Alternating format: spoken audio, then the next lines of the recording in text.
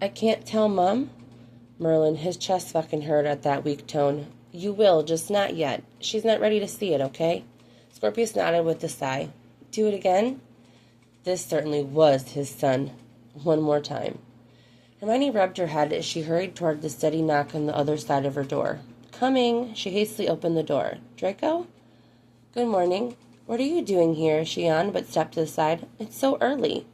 He frowned while she closed the front door with a faint click. You invited me to breakfast last night over dinner, Draco said slowly, and her chest tightened. If it's a bad time... The breath she was holding in escaped her in a rush. Oh, I must have forgotten, Hermione whispered, rubbing the back of her neck. Well, this is embarrassing. I haven't forgotten anything in quite a while now. Draco shook his head. It's not a problem. If you'd like to have a seat, I could still make breakfast. I haven't even started, but... He cut her off by pressing his lips to hers, and she fisted his shirt in her hands. A stuttered moan slipped out of her, and her back met the wall. Scorpius is still sleeping, but I just need you for a minute. He leaned his forehead against hers. Give me this?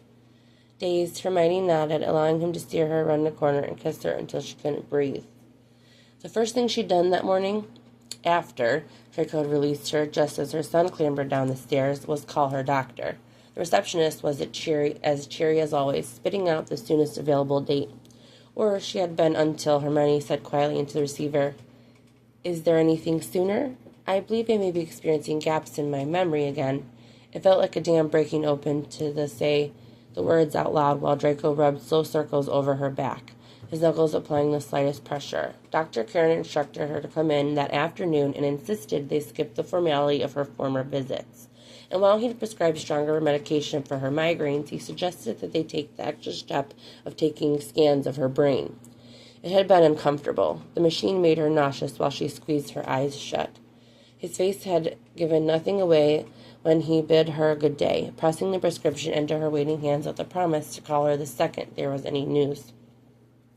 Irregular.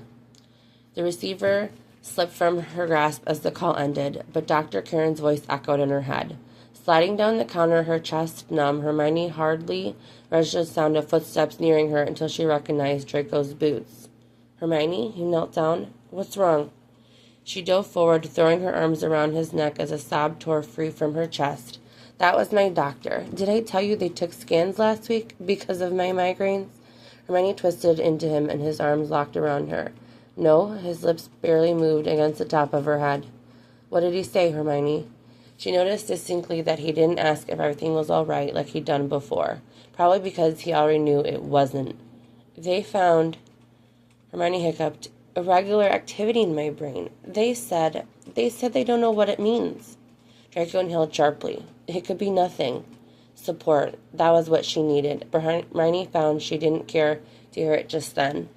Maybe. Her voice was muffled by his chest. But I sincerely doubt it. There will be more tests, and God, what if I'm not here to raise my son? Saying her worst fear out loud brought on a new flood of tears. Her head hurt. Lately it seemed that it always did, whether she was shelving books at the shop, tidying up her home, or spending quiet moments with Draco. All too often her lips would curve into the start of a grimace, and the familiar blindsiding ache would return. With it, the fear that she might not be around to raise her son slid into her mind and forced its way to the front of her thoughts. It made her violently ill, and Draco noticed. Gray eyes often widened with worry, and he'd curve his arm around her middle, coaxing her to lean against him. Inner turmoil rolled in a pit of her stomach, gathering in treacherous waves that pushed her toward exhaustion. She looked forward to making dinner every night before the phone rang in the middle of a quiet afternoon 3 days ago, but now Hermione couldn't summon the motivation to do much of anything. As someone who thrived with the routine, it wasn't ideal, and there was always the issue of Scorpius needing structure. He couldn't have his mother falling to pieces where he could see. Curled up on the sofa with a plush blanket wrapped around her shoulders, which Draco had carried downstairs for her, Hermione watched him play board games with her son. Draco might have avoided poker after the first time he'd been embarrassed by a 6-year-old, but she could tell he was holding back when it came to Monopoly. Evidently, so could Scorpius. You're not this dumb. Draco choked on his tea. I beg your pardon. Beg whatever you want. Scorpius fired back, organizing his properties. I've landed on a boardwalk 3 times now. Peering back at her, she could tell Draco knew he'd been caught. Fine, you figured me out.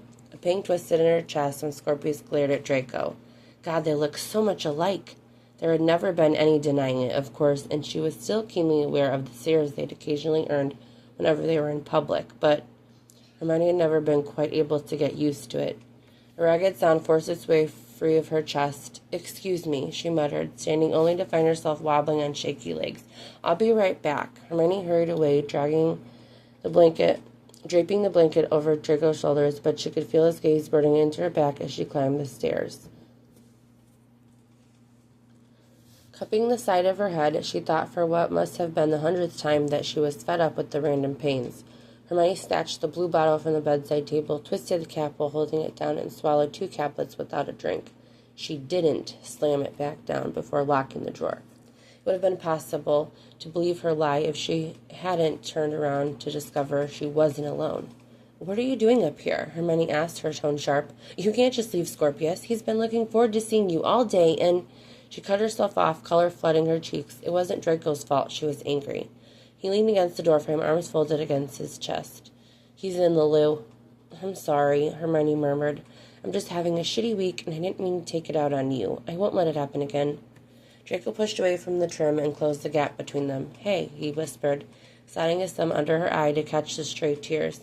"If you want to take your frustration out on me, that's fine. Also, Scorpius is actually done with the game now."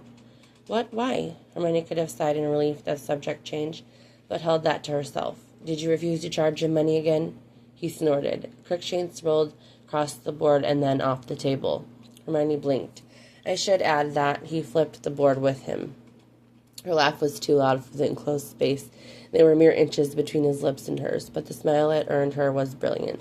"That sounds about right." There was a soft knock at the door, and Hermione peeked around Draco's broad frame to see Scorpius. "Mum, he's already dressed himself in his pajamas. Can Draco tell me a bedtime story tonight?" "You'll have to ask him that question, love." Hermione grinned, lightly jabbing Draco in the ribs. "What do you say?" She couldn't decipher all the emotions that flashed across Draco's face as he swung Scorpius up and tossed him over his shoulders.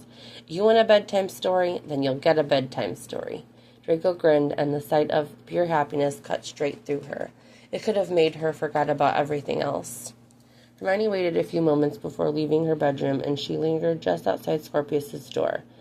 Through a small crack, she could make out Draco teetering precariously in the toddler chair next to Scorpius's bed. "What story are you going to tell?" Scorpius' excitement had overtaken his tone. With her temple pressed to the wall, Hermione listened intently as Draco weaved a fairy tale filled with witches, wizards, and magic. It had clearly entertained her son as well, but Hermione found herself drawn in by the tale.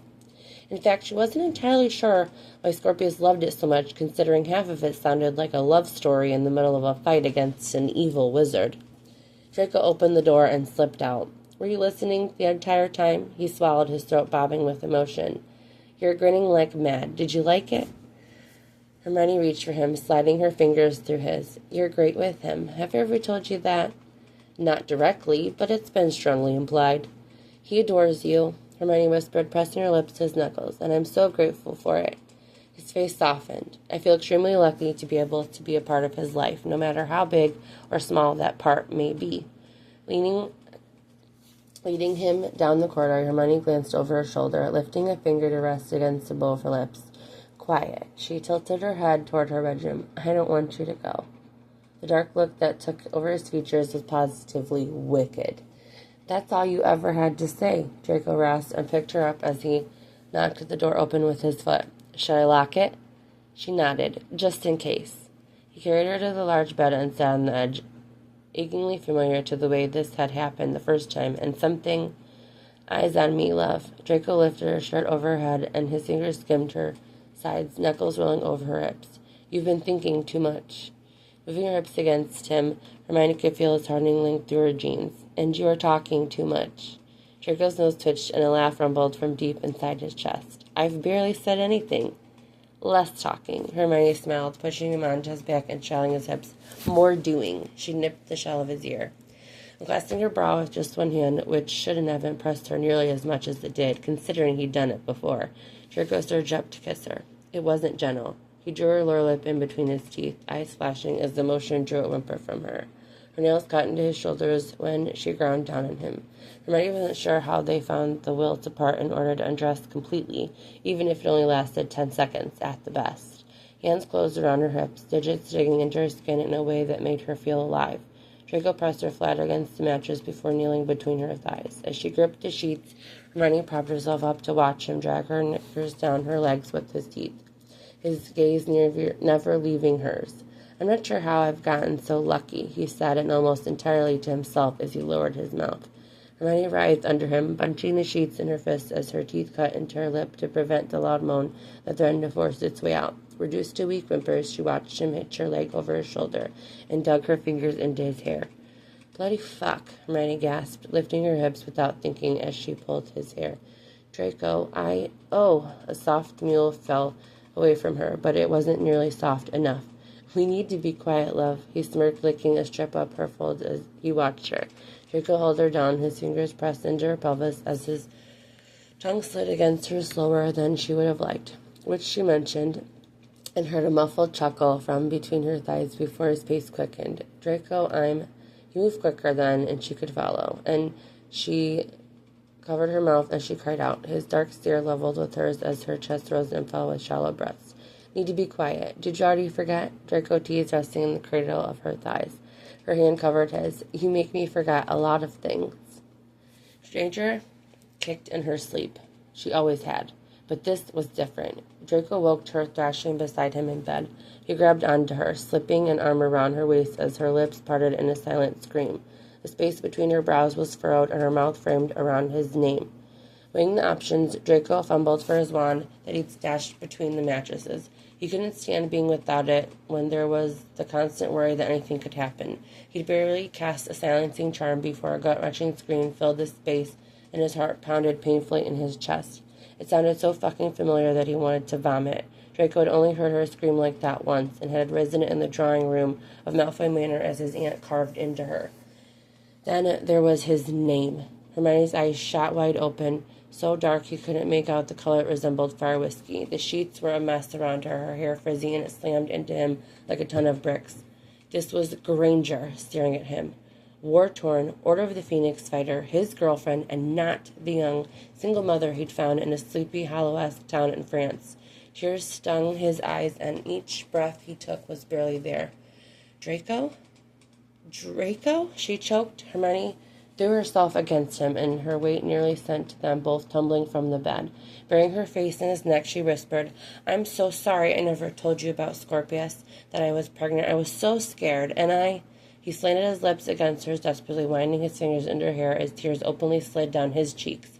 "I love you. I have always loved you," he whispered. "Hermione." She clutched her head, brown eyes brimming with tears as she stared at him. She didn't have to say it.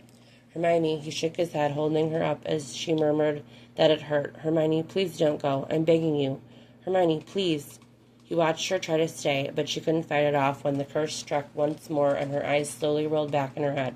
Draco held her for several moments, his chest threatening to crack open as he cradled her. She wasn't gone, but he wasn't sure if the chance of having her once more was worth the risk of losing her altogether. Granger didn't move for the rest of the night, save for the steady rise and fall of her chest, and despite the direness of the situation they had found themselves in, there was a flicker of hope that sparked to life. She's not gone. No one's ever really gone.